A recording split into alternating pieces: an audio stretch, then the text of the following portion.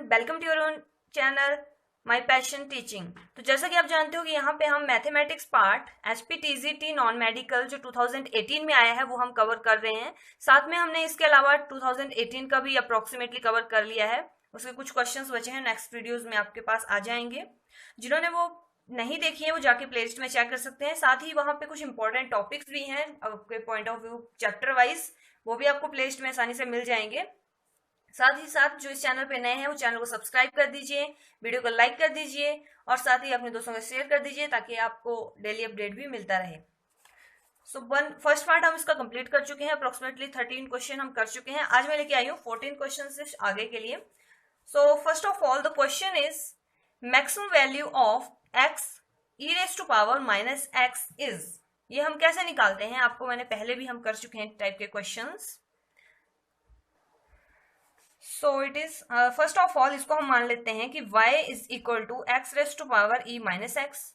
तो आपको पता है कि जब हम ये निकालते हैं मिनिमम और मैक्सिमम वैल्यू, इन केस में हमें ये 0 के बराबर पुट करना होता है और हम चेक करते हैं कि वो वैल्यू क्या आ रही है x की। तो फर्स्ट ऑफ ऑल हम इसको डिफ्रेंशिएट करते हैं तो वो आ जाएगा x as it is differentiation of the second function that is e raise to minus x, and x का जब हम डिफ्रेंशिएट करेंगे तो वो आ जाएगा -1 साथ में, क्लियर, प्लस x का डिफरेंशिएशन और second as it is, clear.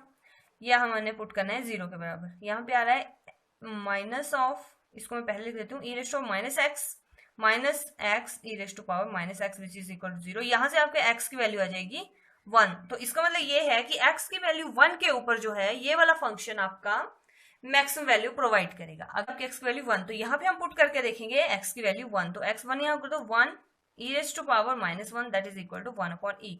तो आपका आंसर आया इस क्वेश्चन का कि at maximum value of this function is 1/e।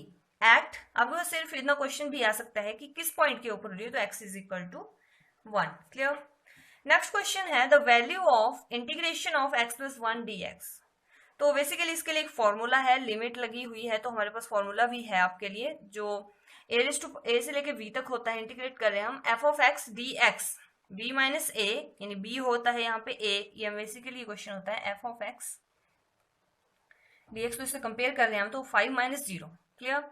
और limit of n tends to infinity 1/n f ऑफ a यानी कि f ऑफ x के यहाँ पे आपके पास x प्लस 1, उसकी जगह वो वैल्यू पुट कर लीजिए a प्लस h कैसे फाइंड आउट करोगे, v माइनस a यानी कि 5 minus 0/n that is equal to 5/n, clear, plus so on f of this. ये सारी आपकी एक है, इसमें आप पुट करते जाइए ये सारी वैल्यूज, आपके पास आंसर आएगा 35/2, क्लियर।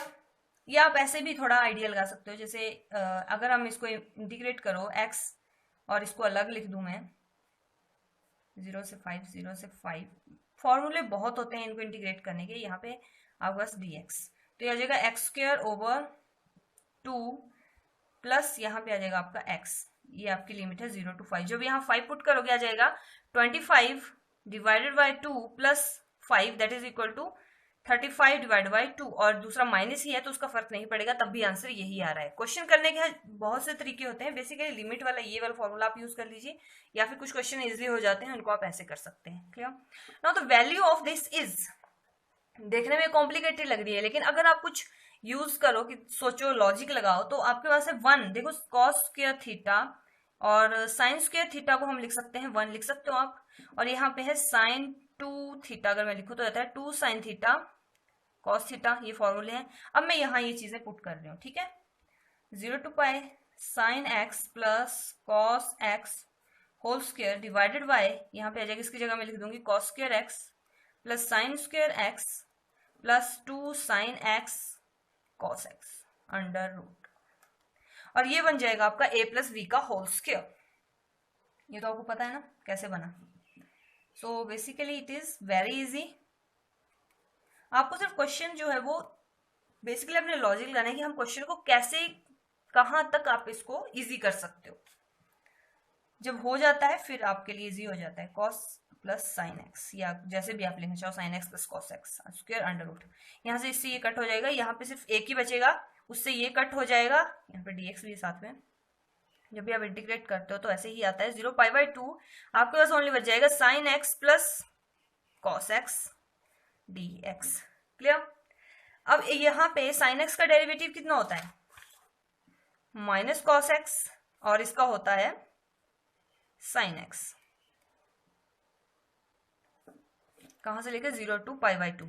जब आप पाई बाई 2 पुट करोगे तो आपके पास आ जाएगा आंसर 0 कॉस का, और x के केस में पाई बाई 2 करोगे तो 1 माइनस भी ध्यान रखना है, जब cos 0 की वैल्यू आपको पता है ना, बेसिकली यहाँ पहले भी माइनस ही है तो यहाँ पे आ जाएगा माइनस, इसकी वैल्यू आएगी cos x की वैल्यू थी 1, तो यहाँ पहले भी से भी 1 है तो -1 प्लस साइन 0 की वैल्यू 0 आती है तो ये आ जाएगा 1 + 1 that is equal to 2 is your answer. हमने जस्ट नॉर्मल सी थोड़ी सी कैलकुलेशन की और हमारा आंसर काफी इजिली निकल गया। क्लियर।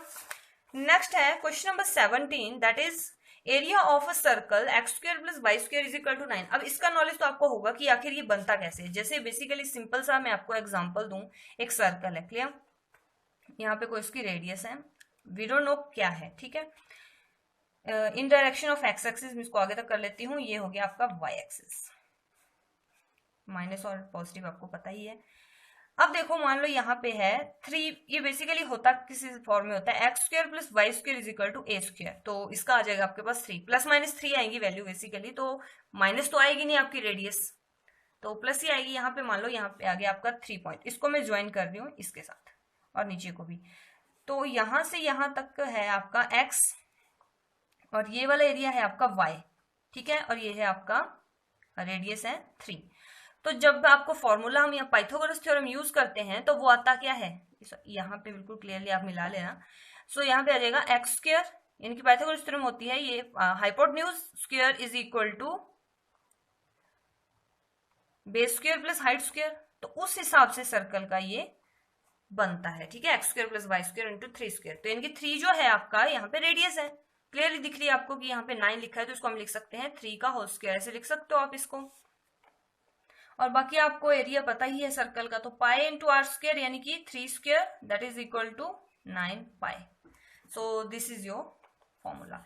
इसके अलावा एक और फॉर्मूला ये भी है कि अगर हम सिर्फ एक क्वाड्रेंट की बात की अभी मैंने, ठीक है, अब हम एक और फॉर्मूला ये भी बना सकते हैं 4 × integration of only the first part that is y × dx from, ये जो है इस फॉर्मूला का यूज करके भी आप एरिया निकाल सकते हो, ठीक है।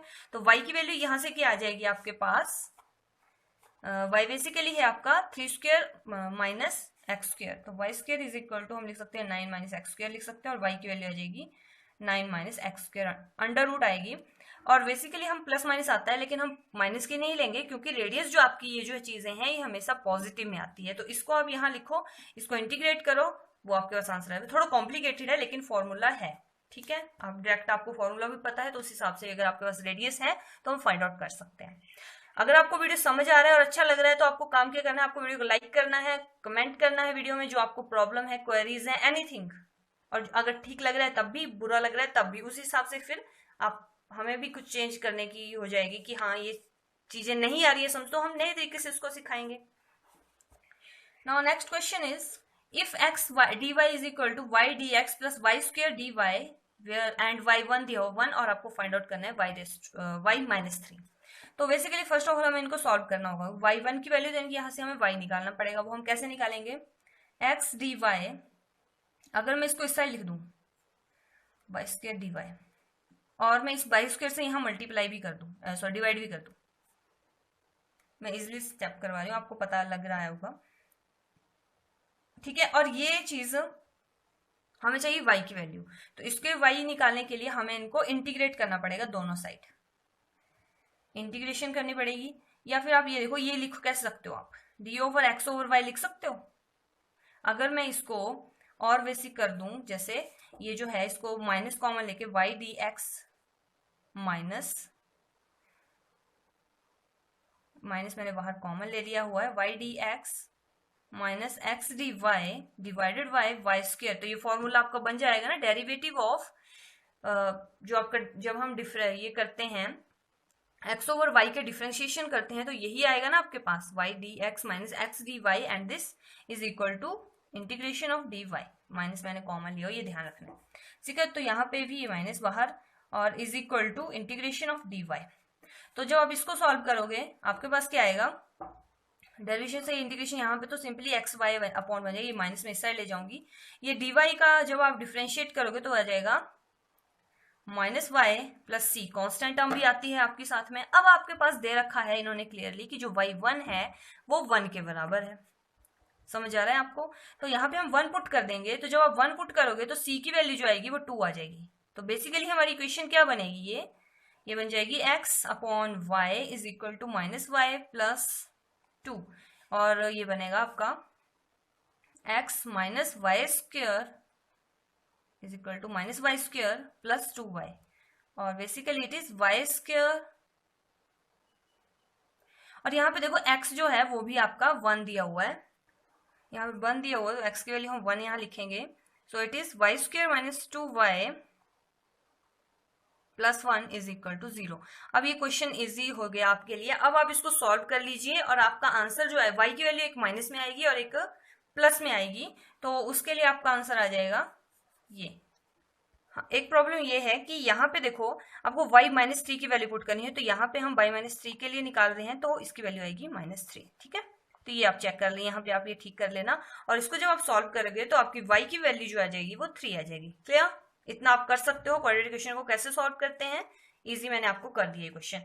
नेक्स्ट क्वेश्चन है, if a is equal to 2 and v is equal to 5 then a dot v is equal to 8 then a dot v is equal to, ठीक है। यहाँ पे ये क्रॉस प्रोडक्ट है, तो आपको पता है कि जब हम क्रॉस प्रोडक्ट निकालते हैं, a क्रॉस v निकालते हैं, वो होता है आपका किसके बराबर, mod of a vector into v into sine theta. Clear, ये चीज इसके बराबर होती है। तो a और b की वैल्यू आपको पता है, वो दी हुई है आपके पास 2 एंड 5। क्लियर, तो आ जाएगा 2 into 5 sine theta is equal to 8। तो साइन थीटा की वैल्यू बेसिकली आ जाएगी 4 ओवर 2 इंटू 5 10, यहाँ आ जाएगा। जब आप इसको डिवाइड करोगे तो 4 ओवर 5, ठीक है। तो ये इसकी वैल्यू आ गई। अब यहाँ से आप कॉस की वैल्यू निकाल सकते हो, बिकॉज हमें पता है a डॉट v हमें निकालना है, वो होता है आपका इसके बराबर, ठीक है। तो a की वैल्यू पता है हमें चाहिए कॉस थीटा की वैल्यू, तो यहां से हम कैसे निकालेंगे, आपको फॉर्मूला पता है sine square theta plus cos square theta is equal to 1। तो अगर हम इसकी वैल्यू निकालें 1 माइनस करके 1 minus 4 over 5 whole square under root sine theta की कॉस थीटा की वैल्यू ऐसे निकलेगी आपकी, तो आ जाएगा 4 over 5 that is equal to 16 over 25। तो यहाँ पे आपके पास आ जाएगा 9 ओवर 25। सॉल्व करना आपको आता है, इजी है यहाँ पे। तो आपके पास कॉस थीटा की जो वैल्यू आएगी बेसिकली वो आ जाएगी 3 ओवर 5। तो इसकी वैल्यू आपको पता है वो है 2 इंटू 5 मल्टीप्लाई बाय 3 ओवर 5। 5 से ये कट हो गया, आपके पास आंसर आ गया 6। So your answer is option number B, that is 6। Clear.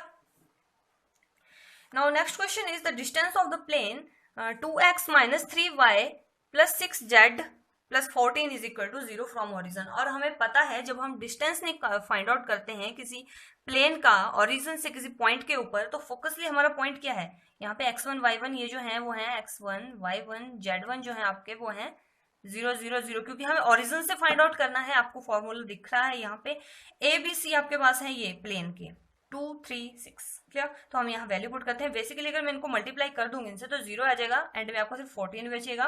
तो 14 डिवाइडेड बाय यहाँ पे आ जाएगा आपके पास a square is equal 2 square is 4, 4 plus 9 13, 13 plus 6 is 36 that is 49, और अंडर रूट हम करेंगे तो हो जाएगा 7 that is equal to 2। Clear, so your answer is 2।